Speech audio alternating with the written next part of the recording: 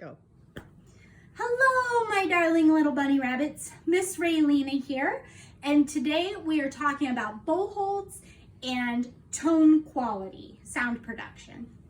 So the first thing that we're going to talk about is for you violin and for viola players. We're going to talk about our bow hold. So what I like to do is I like to start with making a bunny rabbit. So you can see here that I have my index finger and my pinky. Those are his ears. I have my middle and my ring finger. That makes his nose. And my thumb is bent. Notice that. That's how he makes his little jaw. Okay. So we're going to put him on the bow, which is a little bit more complicated than what you think. We're going to start with our thumb. And our thumb is going to go on the corner of the frog. He doesn't go on the inside, but just on the corner. And he's still bent. My ring and my middle come over to meet him. My index finger lays down on the grip, and my little pinky just stays on the top. That's how you hold it. Now this is pretty easy when I've got my left hand supporting it. He's holding the stick. So when I grip it, I want to make sure that my grip is with my middles, his nose, not with my pinky. So that pinky is still going to stay rounded. See how he's rounded? If you straighten him, it totally changes the look of the bunny rabbit. Don't do that. Keep him rounded. Keep everything nice and rounded here. The only thing that's allowed to lay flat is your index finger. He kind of turns on the side and lays flat. Everything else is rounded. Make sure that that thumb is popped out, not stuck in the middle.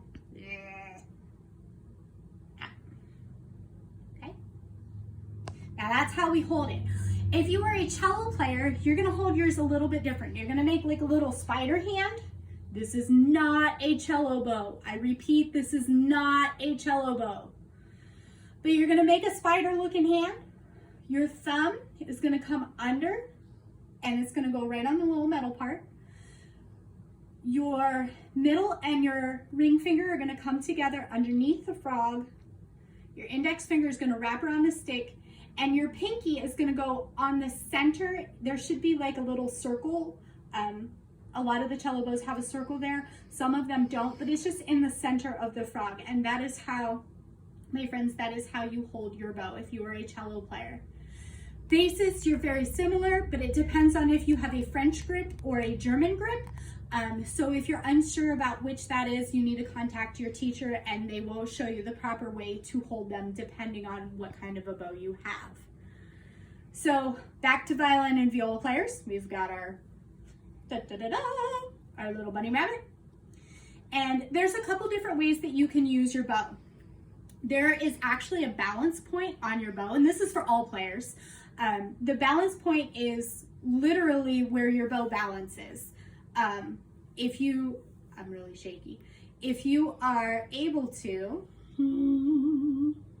balance your bow, it should, when you find your spot, the hair should point up.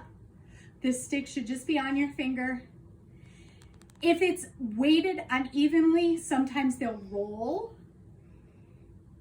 Mine is not, but it'll roll so the hair is not pointed to the side.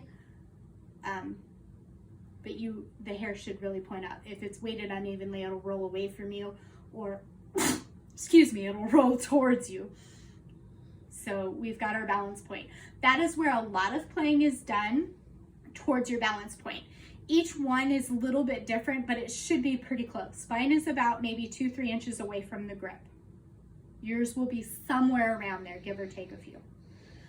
Okay, so that's your balance point. Up towards the top is the détaché range. When you get up here, this makes it a little bit easier to go play a little bit softer, or if you have a really tricky passage with some tricky bowings, this portion of the bow, the upper half, helps you with that. Okay, so we're gonna talk about tone production, and I'm gonna grab my instrument here, my violin. It's already been tuned, I'm ready to go. So when you are bowing, for all intensive purposes, the majority of the time, you want to bow in between the bridge and the fingerboard. And your rosin will tell on you if you are past the fingerboard. So if your bow is up here, you will have rosin residue. You can see Miss Ralena, most of hers is right on the edge here, so I'm doing a pretty decent job of staying there, okay? But when we do it, we want to start at the balance point, and we want to pull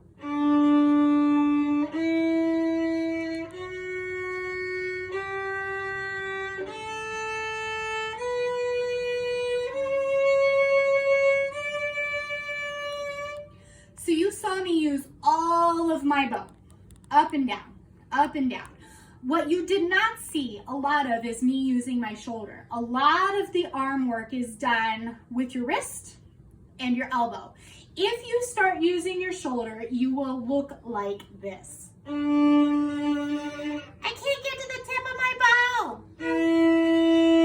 Ooh, that sounds like beginner violin.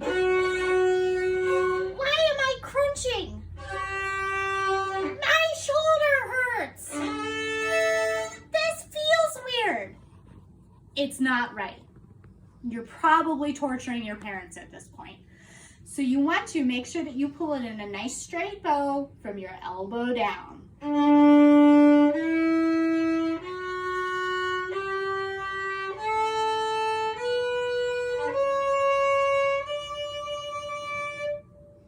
Step 2, bow pressure. You cannot, ladies and gentlemen, just drag your bow across the string. Oh, this makes a lovely sound. Are you ready? But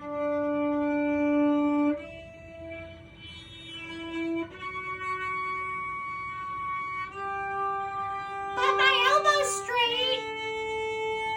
My shoulder's not moving. Oh my goodness. Push on your bow.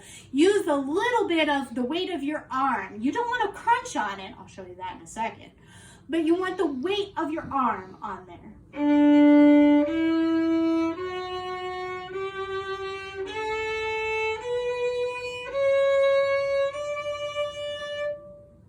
Good tone. Crunching your bow. For those of you that like to play loud, this is what you look and you sound like. You like to push on your bow because you want to be heard.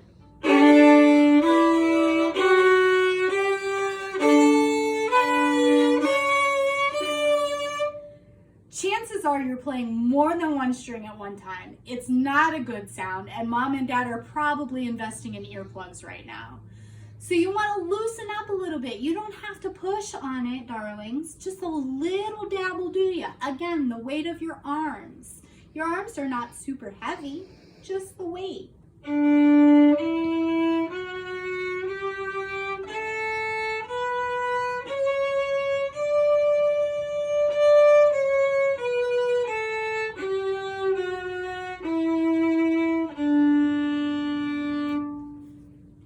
And the last thing, my friends, that I want to talk to you about for decent tone quality is your bow length. I am big on using big, long, flowing bows. If you can control your bow and use 2 feet of stick, you will get a beautiful sound. If you use this much, you're gonna crunch a little bit. It stops the sound. It doesn't sound very pretty. We want it to flow together. So if I use short bow strokes,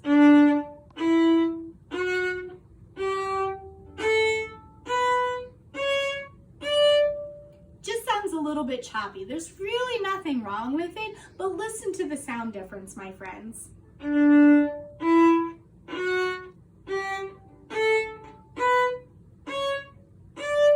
Versus